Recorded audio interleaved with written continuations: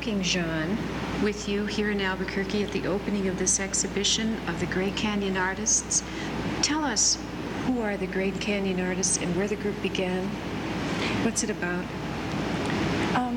The group began in Albuquerque, and we formed it about 2.5 years ago as kind of a need to exchange ideas with other Native Americans and to maybe show together. And all artists? All artists. Well, artists, we are not just artists, but writers and painters and poets and photographers, teachers and photographers. I mean, the group is a really diversified group, but the painting brought us all together as artists. I see. How long now we have 5 people in this exhibition. How long has this group been together? We've been together the longest. This group's been together almost 3 years. Right? All of the work is contemporary? Yes. Are all of the members of the group students at the University of New Mexico? Either are or have been. Or have been. That's possible way that we did meet. I see. And what does the group offer one another? You were the founder. Do you meet formally, informally? Informally, we meet. When we have something to discuss, sometimes it isn't just painting. For instance, we're talking about setting up a Native American scholarship fund to fund an artist to go to school here. And so we may have a meeting for that, or we may meet with some business advisors to do something about that. But wherever we see a need that could affect our group, or we could affect something to do with Native American students or young people, we meet. So the connection between the Great Canyon artists and the University of New Mexico is an informal connection. There's no formal. No. There's no formal group. No. I see. We're going to talk with the people who are in the exhibition here, and Larry Emerson is here, and we'll come back and talk about your work in a few minutes. All right? Okay. Behind me we have the work of Larry Emerson. Larry, I knew of you as a writer, right? Yes. Are you a poet? Well, I write mainly short stories and less poetry. Are you still writing? Yes, I'm still writing. What bearing does that have on your art? Well, it doesn't have any direct relationship, although I'm doing a series of paintings now that have to do with 10 poems that I've written concerning the Navajo. The Navajos, yes. They're almost like large murals, right? Yeah. When did these paintings come about? Let's let the camera see what we're doing here. These are my most recent efforts. They're just images that I see and feel kind of around the Southwest with Indian dancers. It's called a dancer series. The dancer series. They're not African masks. No, they're just. I felt something in terms of mystery and beauty that I wanted to convey with these images here. Acrylic on paper, quickly executed? Yes, these are all done in a space of about an hour, working as fast as I could and being as spontaneous as I can at the same time. Tell me, where do you think this work fits in with traditional Native American work? Well, the materials are, of course different, but this is on paper and it's on a flat plane, and it's just working with color and reproducing some images. I felt that I would try to get behind the masks rather than try to directly portray one, or the dancer himself or herself, but they're not traditional in the sense of, let's say, the last 30 years of art. Right. They're just maybe it's an inevitable kind of thing that happened with our group here. An outgrowth from being with the Great Canyon group? I think so. Being in contact with the other members, talking with them, looking at other works they have, talking a lot about our past, let's say 50 years of Indian art.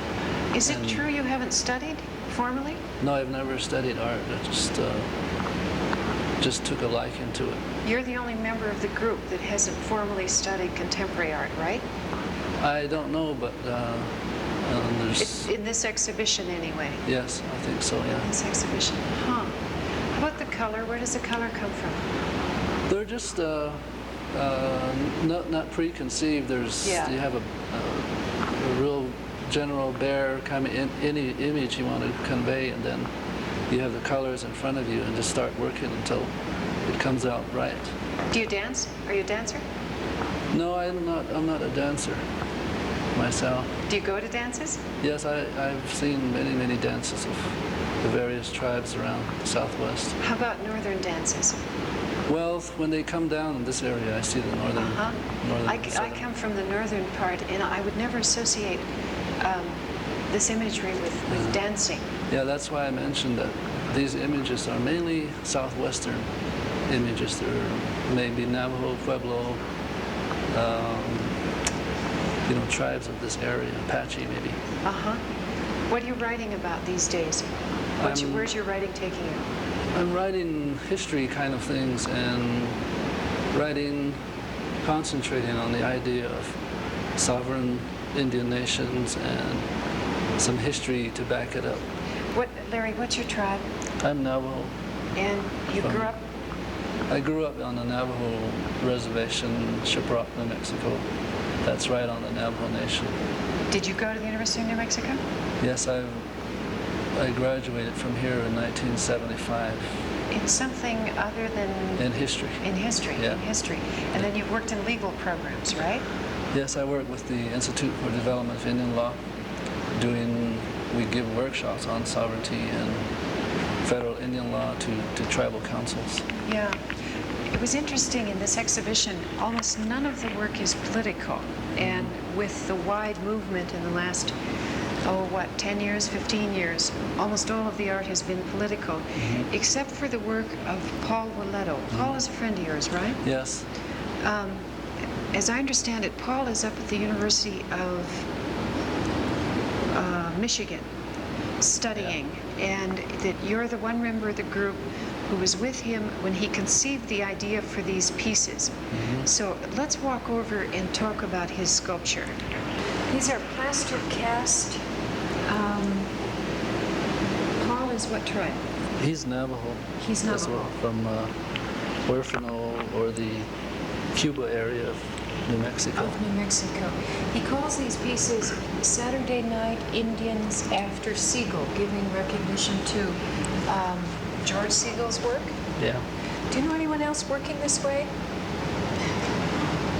No other Native Americans, no. No, I don't either. Tell me, Larry, about what happened, what caused this work.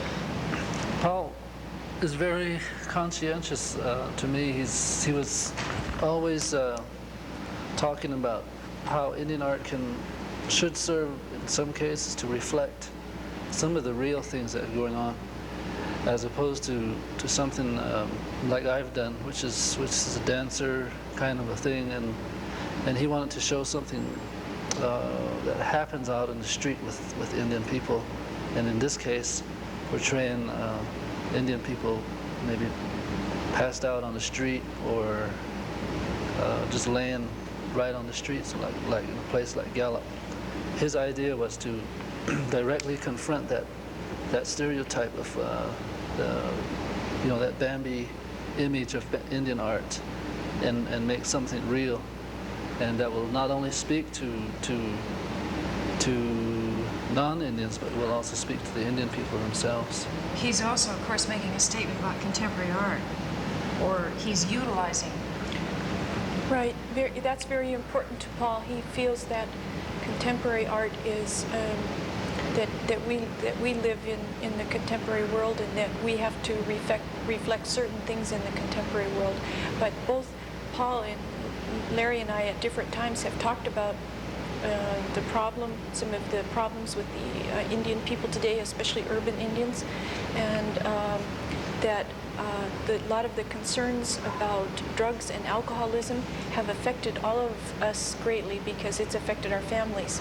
And I think that in this way, Paul is hoping to speak to young people about such problems, and he feels very deeply and very strongly that as artists that we are communicators as well, And I think that all of us feel that too, that we are communicators Do you through think our that, artwork. is he intending the communication to be to the Indian or to the white world? Who's I he think- talking to in these pieces? I think primarily, this is only my assessment, primarily to the Indian people. He talked a lot about the lack of response by Indian politicians toward situations like this. It keeps going on and on and on and on. No one's doing anything about it. So I think it's a two-prong, in a sense, it's two-prong in that it's levels right at the Indian people themselves and then at the political leadership too. How do Native American people who don't go to college and study art, how do people off the streets react to work like this? It hasn't been seen yet, has it? No, not yet. Not really, you know. I would think, we talked about what kind of reaction he might get. And, you know, of course, there'll be those who will say, well, you're portraying the bad side of Indians. Right. Why not concentrate on something positive? The counter to that is that, well, this is real, nevertheless. You know, it's happening and it's very visible. And there's a lot of publicity been given to this whole way of life and so on. So I would think that those who kind of understand art won't really get moved by it too much, but the ones who don't see art normally like this will really get maybe incensed by it, and Paul said that doesn't matter. Yeah. It's just so they interact with these images here. I think that the traditional Indian sculptures, like Sibis pottery, the Greek Adonis kind of sculpture, the heroic, romantic version of the Native American it's not a true image of the Native American. It's not a realistic image of the Native American, and I think this, in a sense, is Paul's way of turning against that kind of image. His earlier work was, I don't want to use the word sweet, it was gentler. And he was working in stone, right? Did he ever study under Ellen Hauser? Yeah, he did. Yeah, he studied under Ellen Hauser. At the school in Santa Fe? Yes. Did any of the rest of you go there? No. Just I don't think so. Paul. How Yeah. interesting. Because that social commentary movement came out of there, probably. Jaune, your work we're standing in front of here is certainly not about social commentary. It's about drawing. It's about drawing. It's about it's contemporary drawing. It brings images out of the past, and it isn't social in the sense that it doesn't have it doesn't have the same kind of quality that Paul's work does. It doesn't get political, but in another sense, in my own way, I feel somewhat political about it. The way Larry brings out images from the past, and Emmi does too, and Conrad does too, and then we put it into a contemporary language. It's our way of communicating about ourselves, and this is not, it isn't political in that sense. It's art, and it's, You show primarily in non-Indian galleries, right? This is the kind of art that one would see on the walls anywhere. Right. And I think what first drew me to what you were doing was the juxtapositioning of, I'm going to cross in front of you here, of historic ways of drawing, historic line with very contemporary line. And the way the two kinds intermingle, it's as if you're talking about, or it's not talking, giving reference to an older way of communicating, while acknowledging it's a 20th century piece, and that the two are totally intermingled, and that the history is intermingled. Am I right? Right. The European influence is here, and the Native American influence is here, and I meld the two together to make my piece. And its influences from both societies, and also from the past and the present. It's also, to me, it's also a blend of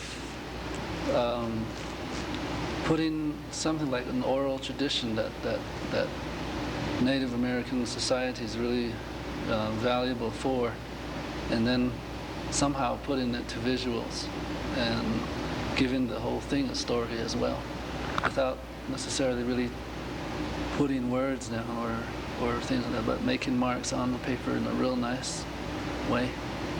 I was going to just ask you, Larry, I find this the most literary, or the most, you read this work, which you don't do to anything else in the room, that the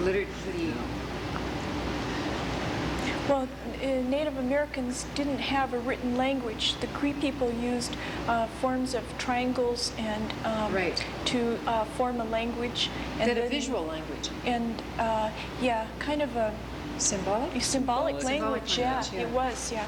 And a lot of it's been lost or forgotten now. But Your Cree? French Cree. French Cree. And Shoshone.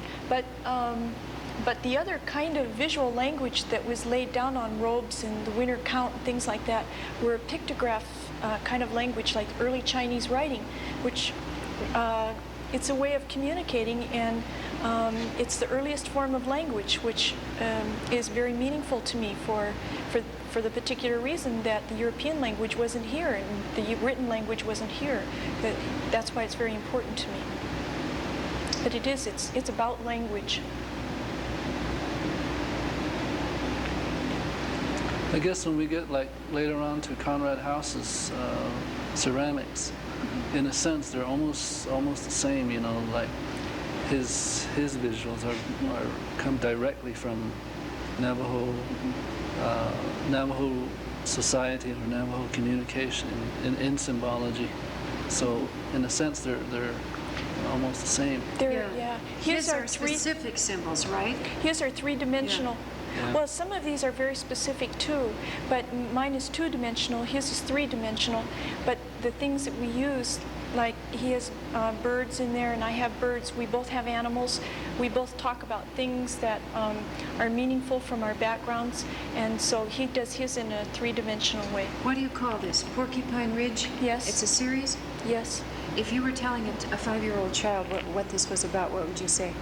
I would say that in the old days, you would have people coming together to feast and dance and share food together, and that it was symbolic of, you know, good times or happy times, and that the same thing goes on today. So in that sense, I'm not taking things out of the past that don't exist anymore, because if you go to Crow Fair now, you find the same things. You find horses and teepees and people dancing, and here's a guy with a lariat and a flag and a porcupine, and the animals that appear.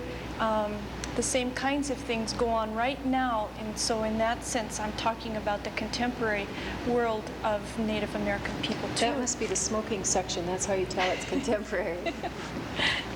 Let's go on and look at some of the work from the rest of the show. Conrad House, this is your piece, ceramic porcelain? Ceramic porcelain, yes. With what kind of glazes? Underglazes. What's the piece called? The piece is called Night Chant. It talks about, it's a story in the night chant way of, it's just part of a story in that certain ceremony.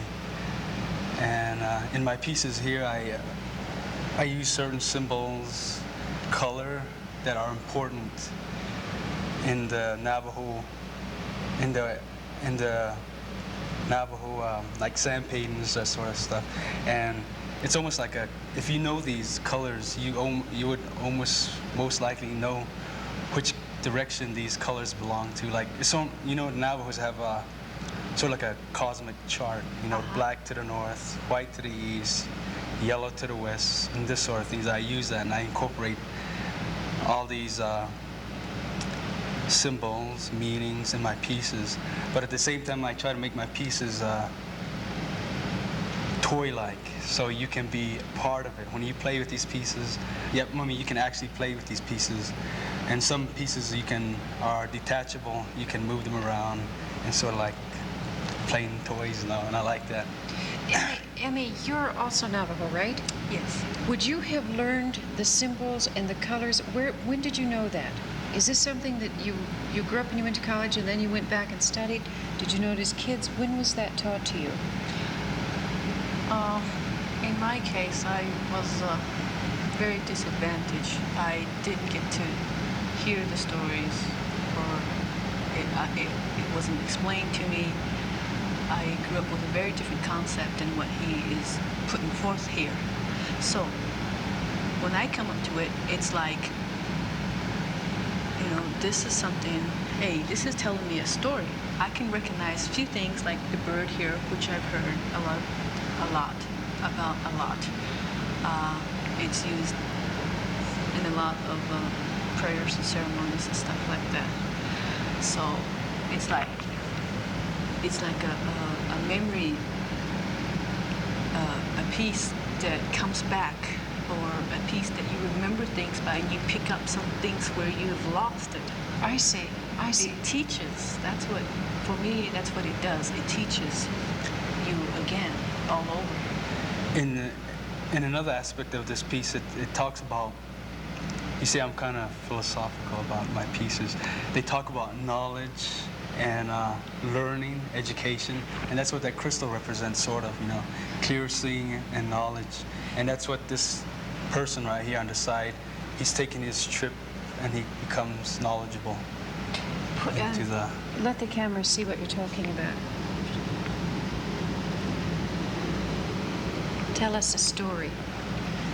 Well, usually this story is a long story, but to make it simple, this person here, he was supposedly supposed to be one of the first medicine men that climbed the mountain, and it goes on, but I added the mountain turns to a cloud right here, and then he followed the mountain sheep. He was actually hunting the mountain sheep, but on his travels, he came to the end of the mountain, and then there all of a sudden appeared a rainbow, and there was 4 mountain sheep. He followed the mountain sheep, and he came across these. He got closer, and then these mountain sheep took off their masks. Their face, and they became yei's, gods.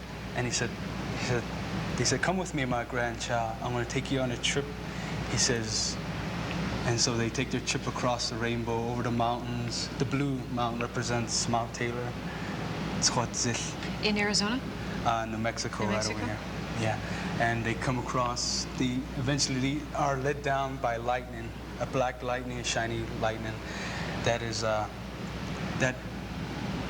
the lightning shoots down, but there's animals who are happy that the arrival of this person on the other side, that he's coming. On the side, you could see deer, birds, and a snake coming down, the mystical animals that were happy of his journey. Then they ultimately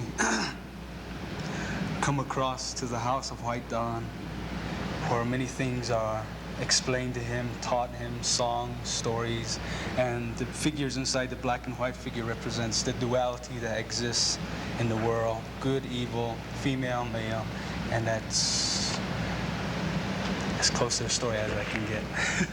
May I ask you a question? You bring up the House of White Dawn? Yeah. Well, actually, it is the House of White Dawn, but the piece is called The Night Chant because it's part of the story of the Night Chant. Why did Scott Mamade name his book House Made of Dawn? It was a book about a Navajo, right? I have no idea. Yeah, I should ask him. It's supposed to be a ceremony in which the young man went home and rediscovered when he had left off his traditional roots. But he does say house made of dawn. Yeah, it's a house made of dawn. Those words run in a song, but if you literally translate, that's the way it turns out. But I think house made of white dawn is what was originally was. You come from a very old, now if you were English, we'd say you come from an old family and they'd know exactly what I meant. What do I say in Navajo? Very traditional, very traditional family. Well, I'd say my family's half and half. Because on one side, we were modern and we know the white man's way pretty good. But on the other hand, because of my grandfathers and my relatives who are very traditional, they don't speak no English. And so from them, I've learned some of these things. From my aunts, all my relatives, they all have been part of this, what I know. Did you speak English first? No, I spoke English first and then Navajo. And Navajo. And you both spoke off and on. Navajo first, right? Yes. when you take a piece like this back to your home, how do the traditional people in the family respond to it? He's not supposed to be doing it.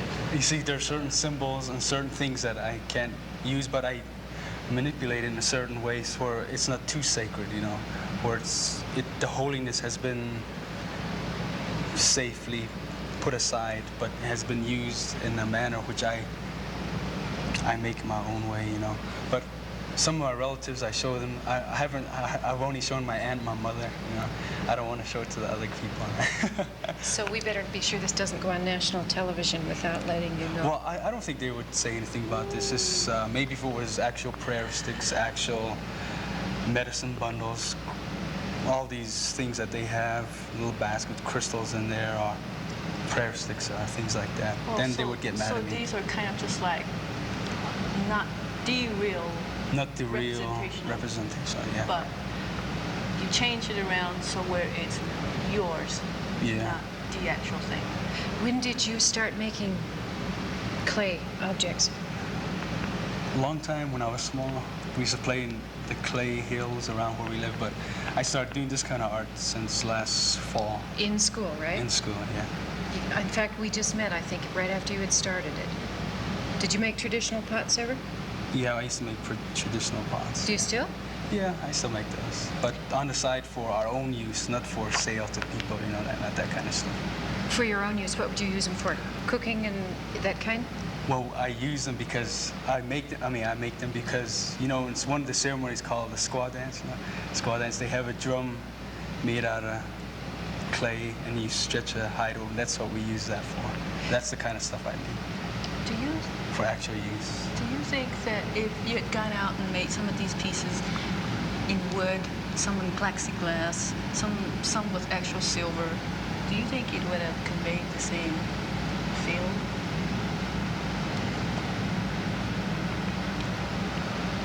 I mean, I would like to incorporate glass, mirrors, and certain things like that. You're actually making the step from just clay's Yeah. pieces to other objects such as or textures as wood. You see, some of these pieces are abalone. They're made of abalone, feathers, leather. And in one case, I was going to use a mirror on one of my pieces over there, but I still haven't gotten the mirror. Are you choosing to use feathers for symbolic reasons or for aesthetic reasons or just because it happens? Aesthetically and symbolically, because feathers are sort of like antennas. They are like prayers. They're like the breath of life. They represent that. I use them in both ways. How about the abalone? The abalone means what are you talking about? What it means? Okay, the abalone is from the west, represents the yellow dawn, which twinkles in the mountain. The Kohosli is what they call that mountain, and She's correcting his language. Who speaks best? Which I was gonna say something else, but you guys made me forget. That's a good point to stop. We're looking at the last member of the group, Emmi Whitehorse. Do you call these collages? Okay, they're collages. The first time I saw them, I thought I was looking at someone who had looked at sand paintings a lot. Does the sand painting play some part? Yes, it does. I use a lot of the sand that is used in sand painting. Some of the lines have to do with that too, but not all the time. What do you call these pieces? These are called Amy's Neon Road series. It's a continuation from a story, a little short. I also write short stories. I wrote a short story, and it was titled Amy's Neon Road. And it was a story about a little girl who really actually went through a traumatic childhood. And there was a point in there where she got sick, and she was being taken to the hospital, and she saw, well, she was actually hallucinating. She saw this neon road that they were transporting her to the hospital. She saw this neon road, and I always remember that road, that little white line. So I use it a lot in my work. That's why I call them Emmi's Neon Road too. It's like a looking back into my past. I remember a lot. I remember a lot of things which happened. Like I remember a lot of things my grandmother taught me, or I used to watch her do things. Like the reds in here. They use a lot of that red at home. It's a clay picnic,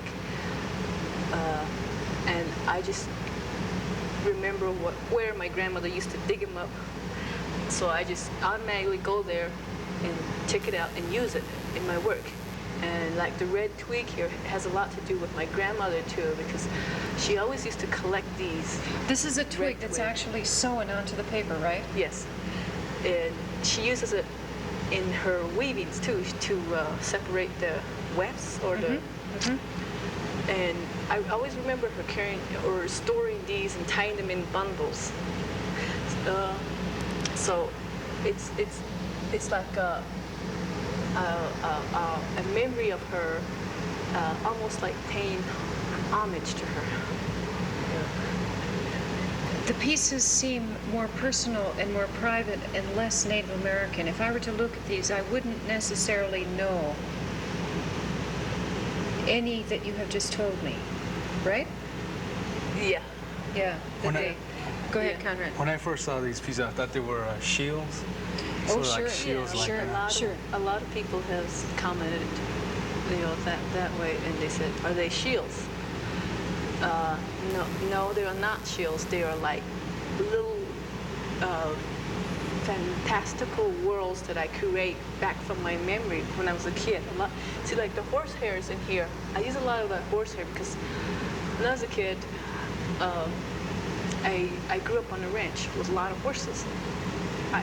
It practically grew up on a horse. That was all I did. I just, horses were my playthings. There's no kids to play around with. It was just by myself. There's nobody. So the only thing around were animals. So I remember that a lot. So I use a lot of horse hair in it.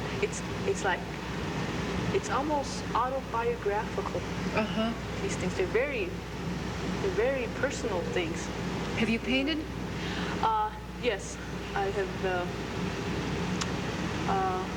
I've painted with oils and acrylics, and they also had the same composition in it too. The lines and these lines that go down, and I always have my little 3 marks there. Signature marks? Yeah. Huh. Yeah. Like these little things here, and that red there, and like this one here, and the little X's. I remember that X because I always see, and a lot has to do with my grandmother. She couldn't sign her name, so she always just had to make an X, sure. Right where they always placed an X for her, and then she would kind of put her down print there. I always remember that. So I use a lot of the X's. She was a weaver, right? Yes. And she would have been looking for the reds for dyes, natural dyes? Yes. I see.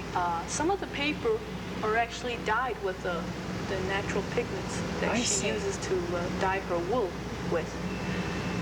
She speak English? She understands. When you talk to her, she understands.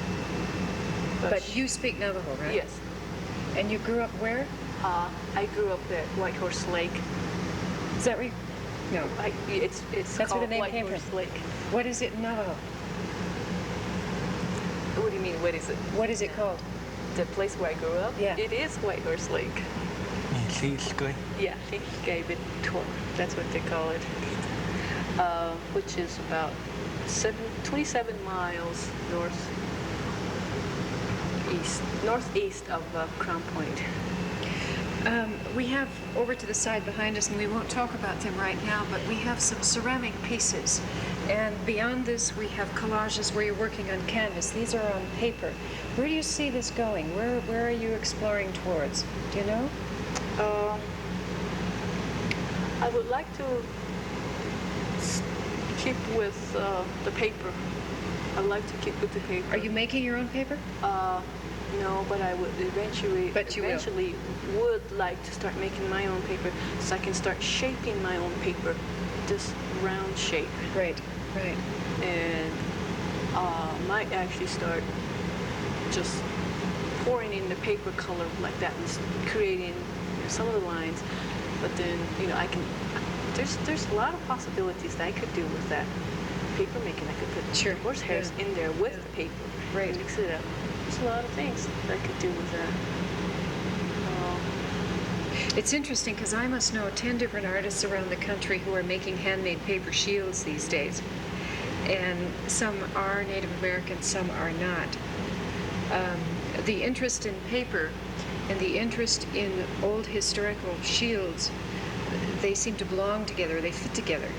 The Pueblo shields look more like handmade paper than they look like rawhide often. The ones that aren't painted on, they're just these wonderful pieces of sculpture. I've never seen them. Pima shields, Pueblo shields. I'll take you to a museum as soon as we're done. Larry, what's Gray Canyon mean? Gray Canyon is a name we thought up to symbolize the Gray Canyon of a cement kind of atmosphere of the city. And then, likewise, the Gray Canyon is the natural canyons that we come from, the earth and those colors as well. Oh, how perfect. So you have the artist moving between the two canyons back and forth. Yeah. Which is very symbolic of this exhibition. Yeah. Yeah. What do you see happening because of this exhibition, or what does it... I guess it's sort of an inevitable kind of movement or direction that we're sort of just naturally pushing for is Indian art finding new avenues of expression, and then, well, not new, but each one of us kind of pulling it all together as best as we can, and then finding the best way we can move, and then moving in that direction and relying very heavily on our heritage. And Well, at the same time acknowledging that Western painting, the tradition of Western art, has had a huge impact on all of you. yeah, I think so.